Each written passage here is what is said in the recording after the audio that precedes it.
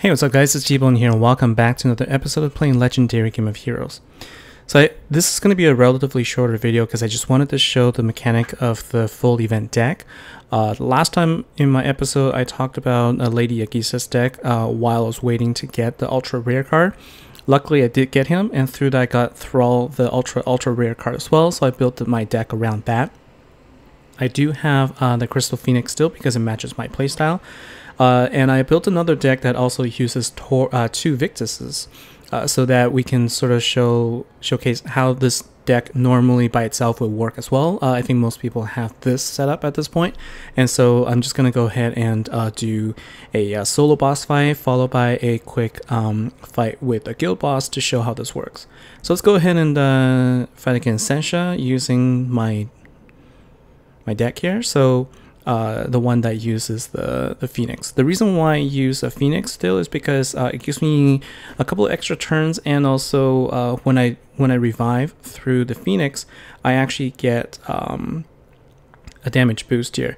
All right, so typically, you know, with this particular type of setup with Narfunk, you want to try and make sure that you have, you know, you can match dark gems every turn, and in this case, you know, there's a big cluster, so I couldn't actually get all of the cards to I couldn't get any free gems there, but that's okay because I have enough health here to you know, match it for the third time here. And so you'll see here that I'm actually going to lose all my health and then get revived, but then I'm going to go ahead and use Narfunk's ability plus Victus, and then I'll activate my Phoenix's ability, and then I'm gonna go ahead and do a power gem swap, and let's see how much damage we get here. So with the additional boost, and I was able to match a couple of power 4 gems, so I was dealing close to 500 million with just that, so that was enough to take out the boss here.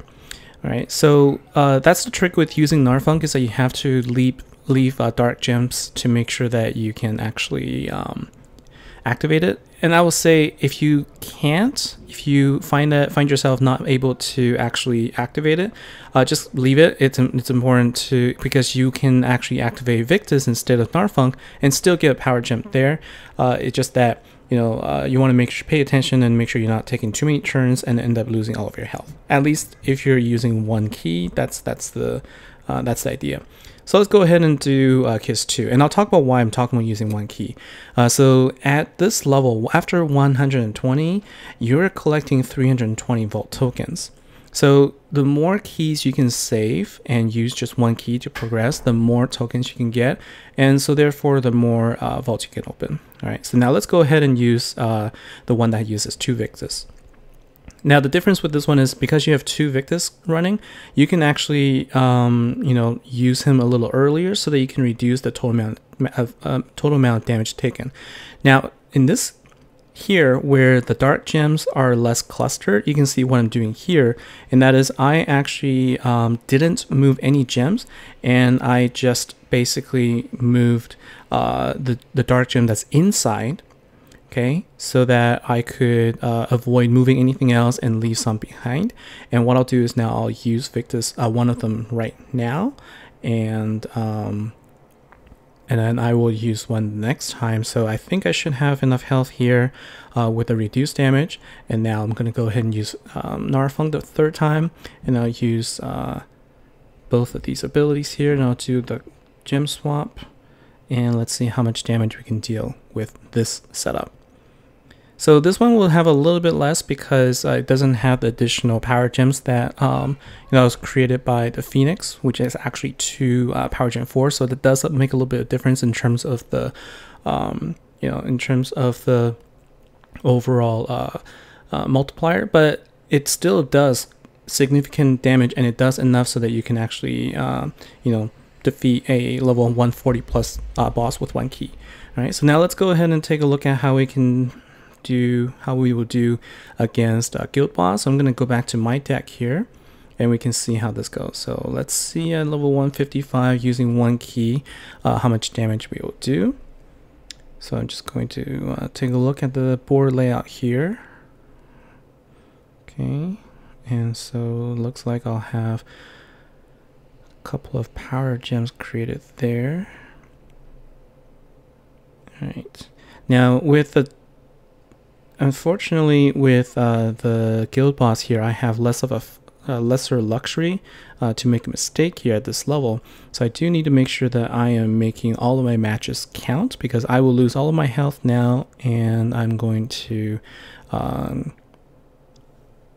and you can see I got revived there, and you know, I could have used Victus there to try and survive one turn longer, but in this particular case, I don't think it would have mattered that much. All right, so let's see now. With one key, we're at 33 or so, and let's see how much damage we dealt there.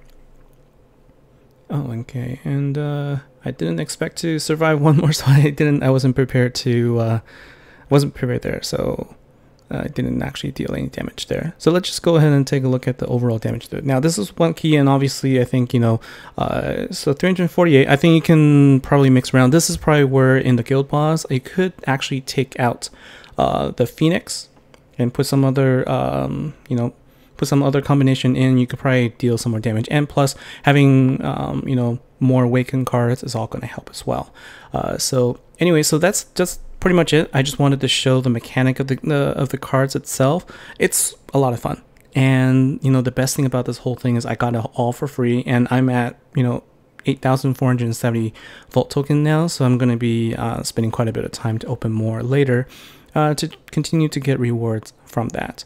So that is the deck itself. That's the mechanic here. Hope you find this useful, and as always, I'm always looking for any feedback, any recommendations, or if you feel that there are different ways to play deck, of course. And well, let me rephrase that. There's always different ways to play the same type of cards, so I'm always looking to see what else we can do differently and how others play their cards as well. So anyways, that's all. There's still a little bit over a day and a bit of the event remaining, so hopefully you're enjoying it. Hopefully you're doing well, and I'll see you in the next episode. Take care.